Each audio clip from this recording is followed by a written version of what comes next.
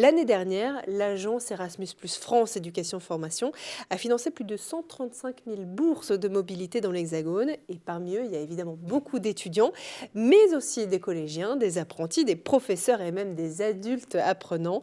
Car en fait, ce petit plus à la fin d'Erasmus, il n'est pas là par hasard. Il a tout changé.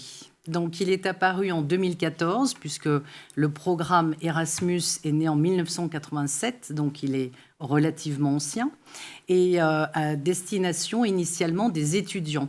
Néanmoins, un certain nombre d'autres programmes, Leonardo, Grundtvig, etc., avaient vu le jour pour des publics différents, les scolaires, l'enseignement et la formation professionnelle, donc les apprentis, et les adultes. Et en 2014, il a été décidé de rassembler tous ces programmes sous un vocable commun, le plus connu, celui avec la plus forte notoriété, Eh oui. Erasmus+.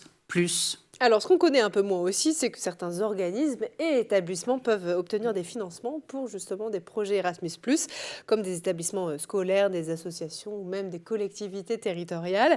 Ça, c'est un moyen d'offrir justement à davantage de bénéficiaires une possibilité de séjourner à l'étranger, par exemple pour renforcer entre autres leurs compétences et leur employabilité, Nelly. Tout à fait, puisqu'il y a dans le programme 2 actions clés. On parle en actions clés. Donc l'action clé 1 qui est relative aux mobilités, le simple fait de partir d'un pays pour aller dans un autre. Et une deuxième action clé, l'action clé 2, les partenariats.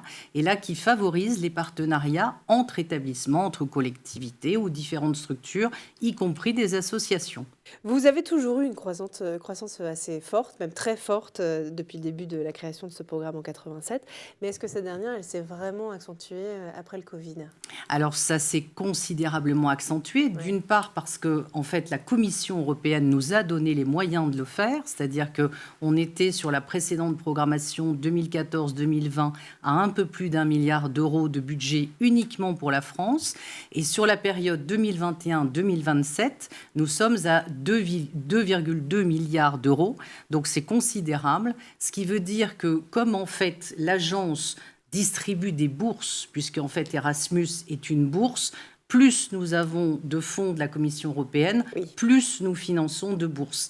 Et aujourd'hui, c'est près de 140 000, vous avez dit 135 000, mais c'est Ça ne près cesse de... d'augmenter entre le moment où je prépare cette émission. Exactement, exactement.